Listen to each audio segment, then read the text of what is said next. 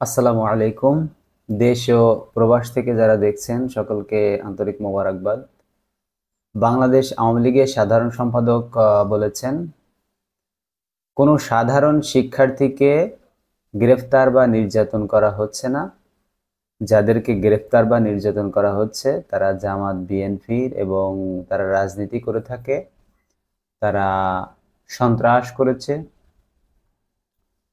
তারা সহিংসতায় জড়িত ছিল। তাদেরকে সুনির্দিষ্ট তথ্যের ভিত্তিতে তাদেরকে গ্রেফতার করা হচ্ছে। এছাড়া যারা গুজব ছড়িয়েছে, সামাজিক যোগাযোগ মাধ্যমে আইন শৃঙ্খলা রক্ষাকারী বাহিনীর বিরুদ্ধে যারা গুজব ছড়িয়েছে তাদেরকেও গ্রেফতার করা হচ্ছে।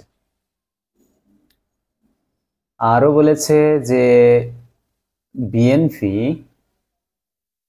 এই কোমলমতি ছাত্রদের উপরে ভর করেই ক্ষমতায় আসতে চাচ্ছে। এই বিষয়ে মন্তব্য করেছেন জনাব ওকা। ওকা শব্দের মানে অর্থ হলো ওবায়দুল কাদের। বিএনপির মহাসচিব মির্জা ফখরুল ইসলাম আলমগীরের রাজনৈতিক উদ্দেশ্য প্রণোদিত বিভ্রান্তিকর ও উস্কানিমূলক বিবৃতির নিন্দা ও প্রতিবাদ জানাতেই আওয়ামী লীগের সাধারণ সম্পাদক এই বিবৃতি প্রদান করে। তো শিক্ষার্থীদের কাঁধে ছড়ে বিএনপি মূলত ক্ষমতায় যেতে চাচ্ছে, এটা বলেছে ওবায়দুল কাদের, এবং আরো বলেছে কোনো সাধারণ শিক্ষার্থীকে গ্রেফতার বা নির্যাতন করা হচ্ছে না। আপনারা কি মনে করেন?